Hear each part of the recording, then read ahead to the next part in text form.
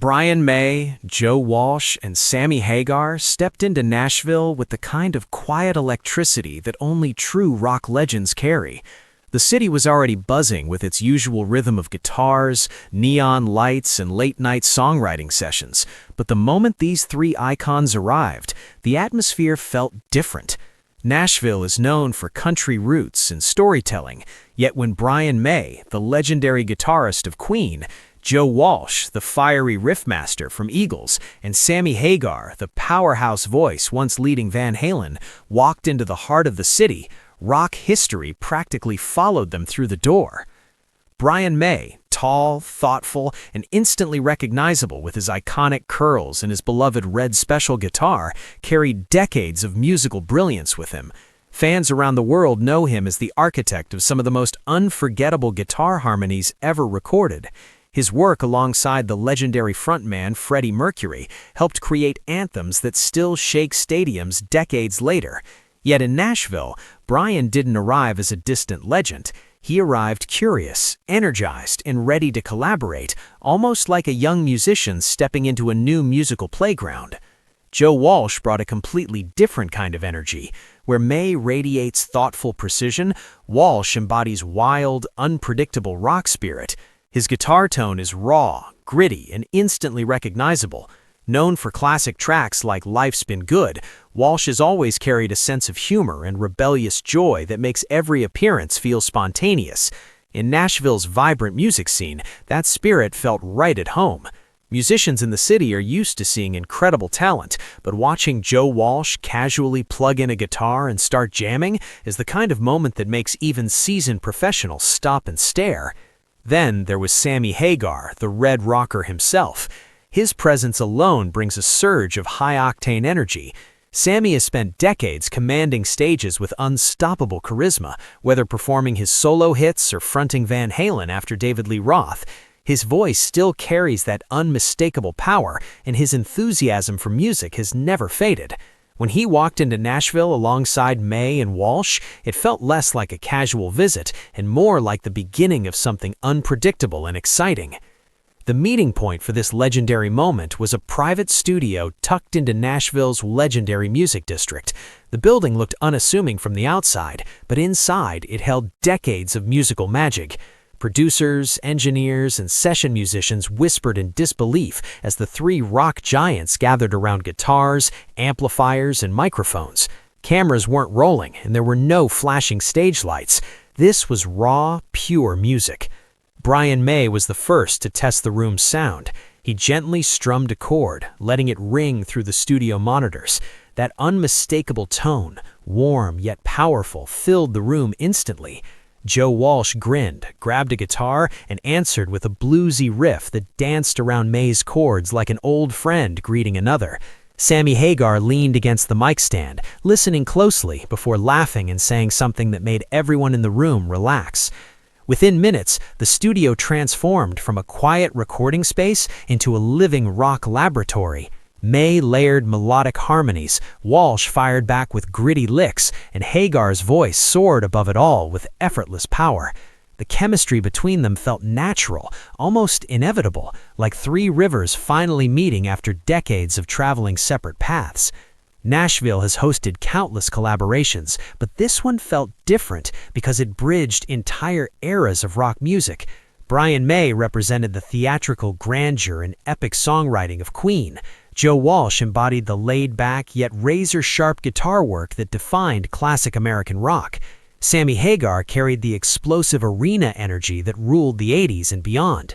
Together, they formed a rare combination that fans rarely get to witness. Word about the gathering began to spread quietly among Nashville's music community. Musicians nearby whispered about hearing legendary guitar tones echoing through the studio walls. A few lucky insiders described the sound as pure magic, something that reminded them why rock music still matters in an age dominated by digital beats and viral trends. Inside the studio, the jam session kept evolving. Brian May experimented with layered harmonies that felt cinematic. Joe Walsh countered with spontaneous solos that bent notes in ways only he could manage. Sammy Hagar moved between laughter and powerful vocal runs, proving that decades in the spotlight had done nothing to dull his voice. At one point, the three paused, listening to a playback of what they had just created. The room went quiet. Even seasoned engineers looked stunned. It wasn't just a jam, it was the sound of three rock lifetimes colliding in one room. Brian May smiled thoughtfully, Joe Walsh shook his head in disbelief, and Sammy Hagar burst into laughter again. In that moment, Nashville wasn't just hosting a casual meetup, it was witnessing a moment that felt like rock history unfolding in real time. And the night was only getting started. Joe Walsh and Sammy Hagar continued their Nashville session long after the first wave of excitement settled. What began as a casual jam had already turned into something deeper, something that felt almost historic to everyone lucky enough to witness it. The studio lights glowed softly, guitars rested against amplifiers, and the quiet hum of equipment filled the background as these legends leaned further into the creative moment. Brian May carefully adjusted the controls on his Red Special, searching for the perfect tone. For decades, he has been known not just as a guitarist, but as a sonic architect, someone who builds musical landscapes rather than simply playing notes. Every chord he struck carried layers of texture, harmonies stacking on top of each other in a way that almost felt orchestral. The same mind that helped shape masterpieces like Bohemian Rhapsody was now exploring fresh ideas in a Nashville studio. Joe Walsh watched closely before jumping back into the mix with a playful riff. His style has always been instinctive and fearless. While May crafts his sounds carefully, Walsh thrives in unpredictability. He bends strings, slides into notes, and injects personality into every phrase. The moment he starts playing, the room feels alive. That unpredictable spark is exactly what made him such a powerful force in the Eagles and one of rock's most respected guitarists. Sammy Hagar stood near the microphone, humming quietly as he listened to the evolving groove. His ability to feel the pulse of a song is legendary.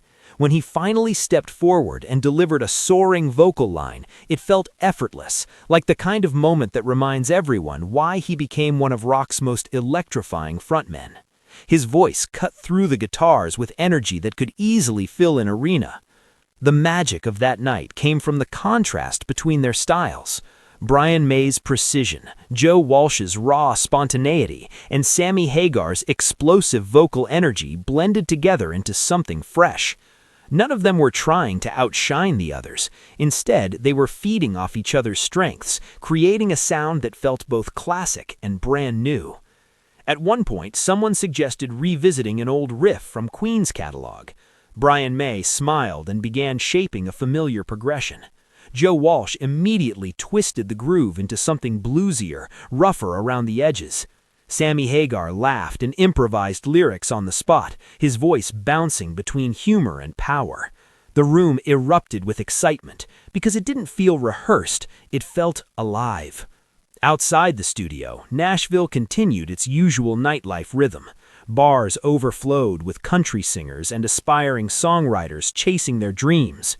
Yet inside this quiet building, three rock legends were creating something that might never be repeated.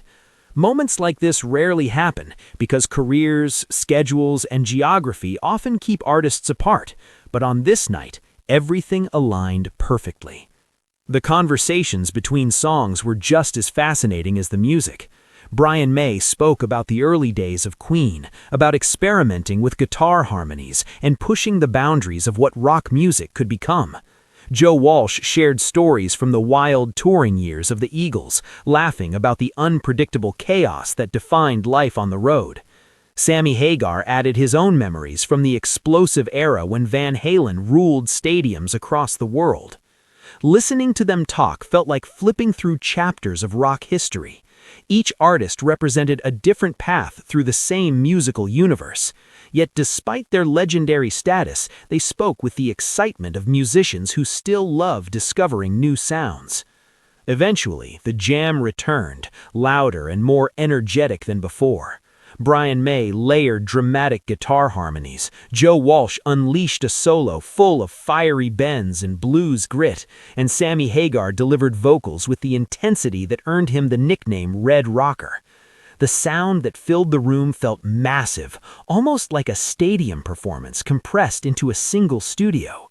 Engineers exchanged stunned glances. They knew they were hearing something rare. Not a carefully planned collaboration designed for headlines, but a spontaneous moment where three musical giants simply enjoyed creating together. Hours passed without anyone noticing. Coffee cups appeared, guitars were swapped, and laughter echoed between takes. The chemistry never faded. If anything, it grew stronger as the night continued. By the time the session finally slowed down, the room felt warm with the lingering vibration of amplifiers and voices. Brian May gently rested his guitar on its stand. Joe Walsh stretched his arms with a satisfied grin. Sammy Hagar stepped away from the microphone, still humming pieces of melodies that had been born during the night. No one knew if the recordings from that session would ever be released.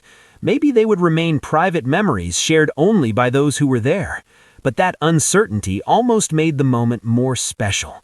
Because what happened in Nashville wasn't just about producing a track, it was about the spirit of rock music itself. Three legends from different bands, different eras, and different journeys came together simply because they love music. And for one unforgettable night in Nashville, the sound of Brian May, Joe Walsh, and Sammy Hagar playing together reminded everyone that rock and roll is still very much alive.